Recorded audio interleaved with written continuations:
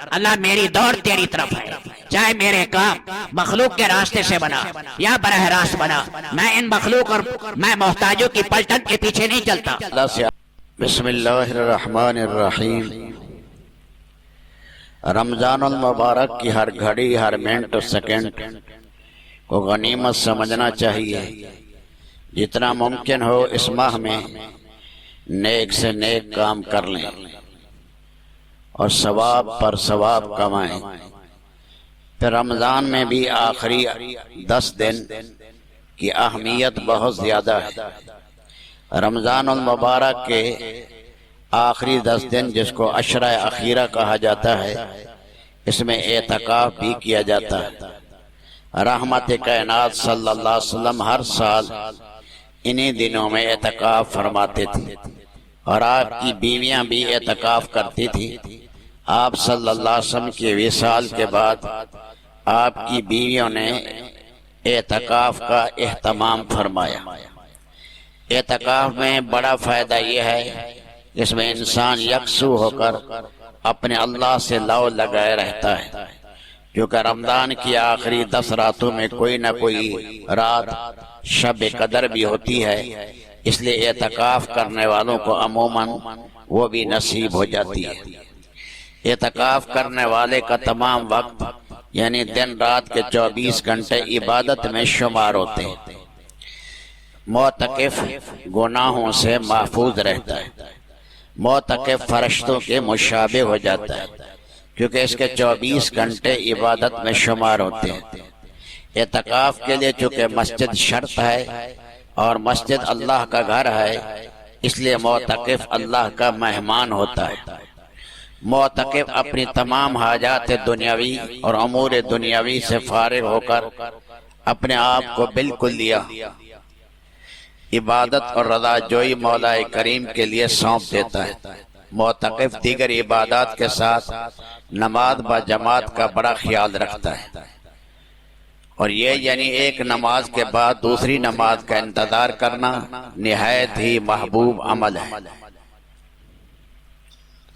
سرکار دو جہاں صلی اللہ علیہ وسلم نے فرمایا لا یزال احدکم فی الصلاۃ ما دامت الصلاۃ تحبسہ، تم میں ہر شخص نماز میں شمار ہوتا ہے جب تک اس کی نماز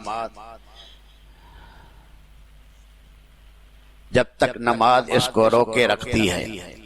مطلب یہ ہے کہ جماعت کی خاطر مسجد میں بیٹھا رہتا ہے یا وقت ہوتے ہی مسجد میں آ جاتا ہے، کام وغیرہ میں بھی یہی خیال رہتا ہے کہ میری نماز با جماعت فوت نہ ہو جائے، گویا اس کا دل نماز ہی میں پڑا رہتا ہے، اٹکا رہتا ہے۔ ایسے شخص کو ہمہ وقت نماز پڑھنے رہنے کا ثواب ملتا ہے۔ معتکف بھی نماز فرض با جماعت ادا کرنے کے بعد دوسری فرض با جماعت نماز کے انتظار میں رہتا ہے، جس کو ہمہ وقت فرض با جماعت ادا کرنے کا ثواب ہوتا رہتا ہے۔ رمضان المبارک کی مزید فضیلت الگ ہے۔ اگر ظاہری حساب اور اندازہ لگایا جائے تو یہ ہو سکتا ہے کہ اعتکاف اکثر جامع مسجد میں ہوتا ہے، جہاں ایک رکعت کا 500 رکعت کے برابر ثواب ہے، تو 4 رکعت کا ثواب 500 ضرب 4 2000 اور جماعت کا 27 گنا اجر زیادہ ہے۔ 2000 کو 27 سے ضرب دیں تو 54,000۔ پھر رمضان المبارک میں ایک فرد کا 70 گنا ثواب ہے، تو 54,000 کو 70 سے ضرب دیں تو 37,80,000 ہوئے۔ لہذا اعتکاف کو ہر وقت معتکف کو ہر وقت 37,80,000 فرض نماز پڑھنے کا ثواب ملتا ہے، اور فرض صرف تکبیر اولیٰ کا ثواب یہ دنیا مافیہ سے بہتر ہے۔ پھر یہ تو ایک ظاہری اندازہ ہے، ورنہ اللہ تعالی جل شانہ کی رحمت کا کیا ٹھکانہ۔ تھوڑے سے عمل سے راضی ہو جائیں تو قیامت میں میدان عمل کے پلڑے کو بھر دیں۔ تفسیر مظہری میں ایک روایت نقل کی گئی ہے کہ داؤد علیہ السلام نے اللہ تعالیٰ سے عرض کیا مجھے وہ ترازو دکھائیں جس میں بندوں کے اعمال نامے قیامت کے دن تولے جائیں گے۔ جب اس کا ایک پلڑا دکھایا گیا اتنا وسیع کہ مشرق و مغرب اس میں آ جائے، اس کو دیکھ کر داؤد علیہ السلام بے ہوش ہو گئے۔ جب ہوش آیا عرض کیا الہ العالمین اتنے کس بندے کے اعمال ہوں گے جس سے یہ پلڑا بھرے گا؟ ارشاد ہوا اے داؤد اگر ہم بندے کے ایک چھوارے اور کھجور سے راضی ہو جائیں تو ایک چھوارے کا ثواب دیں تو یہ ثواب سے پلڑا بھر جائے گا، اور اس کے انعام اور احسان کا کوئی اندازہ نہیں کر سکتا۔ اللہ تعالیٰ یہ مبارک مہینہ ہے اور کل خوش قسمت لوگ اعتکاف میں بیٹھیں گے۔ رب العالمین نے زندگی دی ہے، آگے وفا کرے نہ کرے اللہ کے علم میں ہے، اس لیے جتنا بھی آدمی موجودہ وقت اور حال کو قیمتی بنائے اتنا کم ہے۔ اس لیے سارا سال آدمی دنیاوی اشغال میں، کاموں میں، گھر بار میں، کاروبار میں اور دنیاوی دھندوں میں پھنسا رہتا ہے۔